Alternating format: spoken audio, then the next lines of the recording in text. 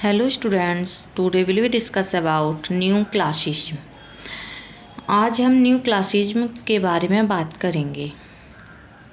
हमारा टॉपिक है new classicism, इसके कॉजेस एंड इसके करेक्टरिस्टिक्स बताएंगे। The 18th century in England is called the classical age or the new classical age or the Augustan age in a literature. This age is called classical age in English literature on account of three reasons. In the first place, the term classic is applied to the writers of highest rank in any nation. It is the work of the highest order and its implications are very clear. Social conventions are more important than individual convictions. Reason is more important than emotions. Form is more important than content. जो new classicism as है यह 18वीं शताब्दी की classical युग अथवा साहित्य में new क्लासिकल युग ऑगस्टन युग कहा जाता है। इस युग को 3 कारणों से अंग्रेजी साहित्य में क्लासिकल युग कहा जाता है। सर्वप्रथम क्लासिक शब्द किसी भी राष्ट्र की उच्चतम श्रेणी के लेखकों के लिए प्रयोग किया जाता है। ये उच्चतम प्रकार का लेख होता है और उसका उद्देश्य बिल्कुल स्पष्ट होता है। ओके, सांसारिक प्रथाएं व्यक्तिगत प्रथाओं से अधिक महत्वपूर्ण होती हैं, बुद्धि भावना से अधिक महत्वपूर्ण होती है, आकार विषय वस्तु से अधिक महत्वपूर्ण होता है। ये शब्द वर्जिल तथा होमर जैसे महान ग्रीक रोमन लेखकों की रचनाओं के लिए प्रयुक्त किया गया था। महान प्राचीन लेखकों के साधारण परंतु उच्च तरीकों के समान ये क्लासिकल लेखक कहलाने लगे। दूसरे, प्रत्येक राष्ट्रीय साहित्य में एक ऐसा युग होता है जब अधिकतर लेखक उच्च गुणों वाली रचनाएं लिखते हैं। ऐसे युग को प्रायः क्लासिकल युग कहा जाता है।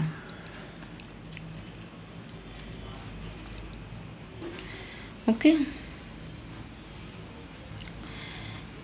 The age of Louis 14th is the classical age of France and the age of Queen Anne period. The English writers rebelled against the exaggerated and fantastic demand that poetry, drama, prose should follow exact rules in this, who insisted on precise methods of writing poetry and who professed to the 18th century in England there was an evidence of literary productions. Critics name it the new classical age in English literature because the writers followed the classicism of the ancient writers, which was taken in narrow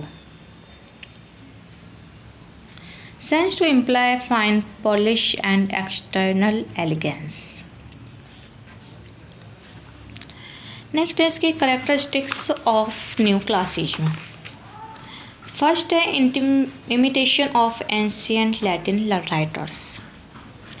The classic writers of the new classical time turned to the Latin classical authors for guidance and inspiration. They adhered the rules derived from the study of Horace and other Latin writers.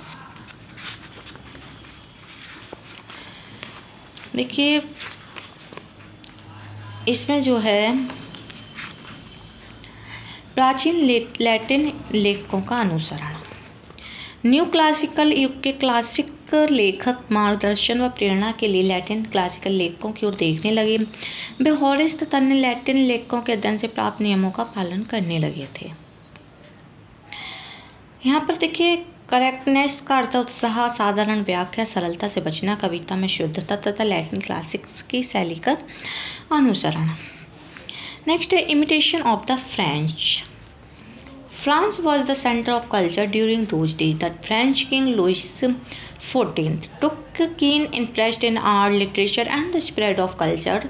This was the golden age in the history of France. Charles III, along with his writers of royalist sympathies during his exile, had lived a number of years of the French court or was imbued with French culture.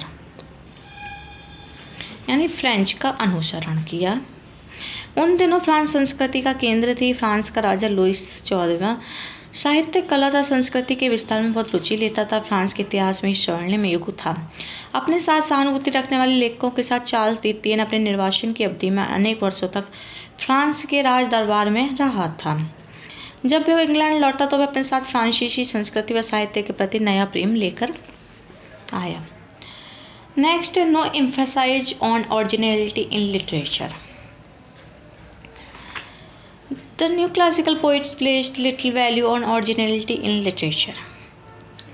The literary thoughts and the philosophical ideas of the writer of this age are not original, but derived from other authors with a leaning towards classical sources. Any author who is a technical master in his field stands to have this question raised of his or his work. इसमें क्या है, साहित्य की मौलिकता को अनदेखा करना। New classical कवि साहित्य में मौलिकता को महत्व नहीं देते थे। इस युग में के लेखकों के दार्शनिक विचार तथा साहित्यिक विचार मौलिक नहीं थे, परंतु क्लासिक स्रोतों का ज्ञान अध्ययन से प्राप्त ज्ञान था। कोई भी लेखक जो अपने क्षेत्र में तकनीकी ज्ञाता है वह अपने लेखों में ये प्रश्न उठाता, विशेष रूप से जो महान कॉमेडी के लेखक थे। फिर है against romanticism. The writers of this age set their pace against anything savoring of romanticism. The romantic writers do not have any attraction for the poets of this age who were infatuated with the precision and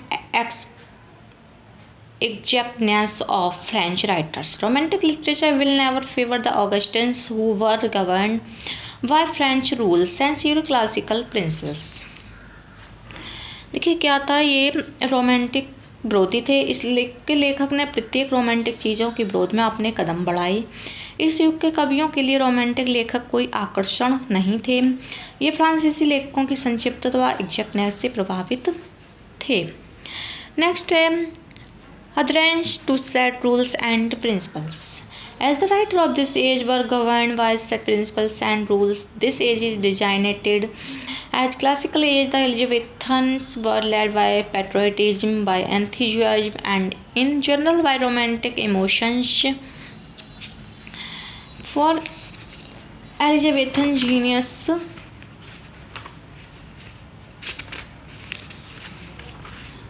was a law unto itself, and they were not governed by formal rules. निश्चित नियमों व सिद्धांतों का अनुपालन। इस युग के लोग निश्चित नियमों व सिद्धांतों का अनुपालन करते थे।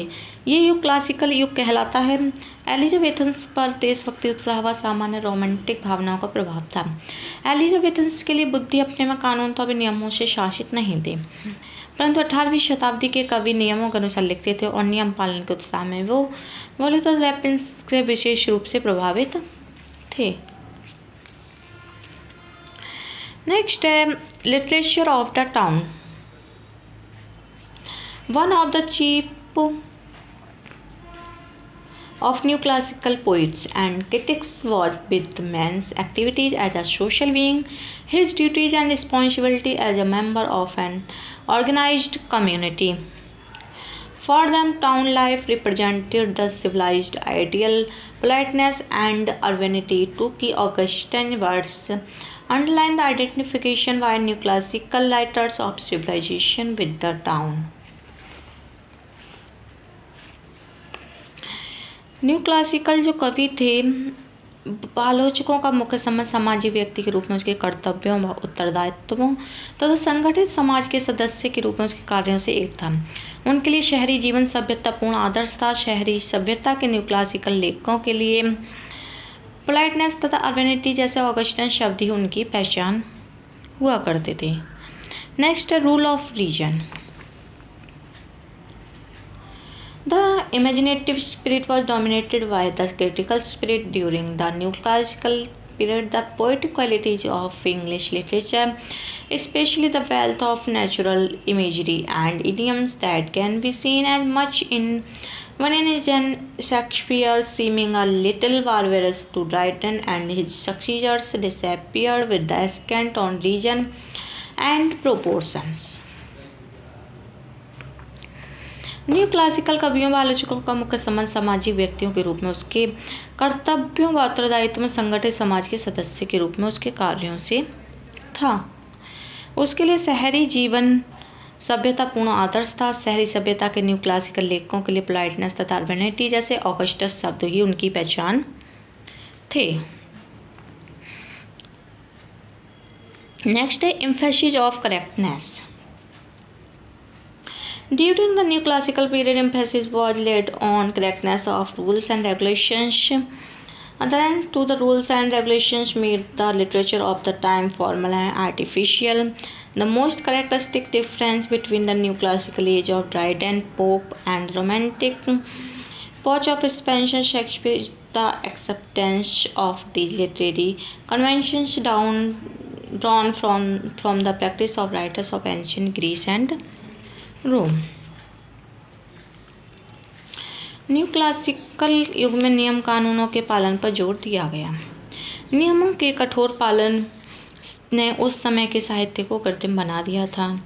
ड्राइडन व पोप के नियम न्यू क्लासिकल युग तथा स्पेंसर व शेक्सपियर के रोमांटिक युग में अंतर प्राचीन ग्रीस व रोम के लेखकों की साहित्यिक प्रथाओं को स्वीकार करने में निर्भर है।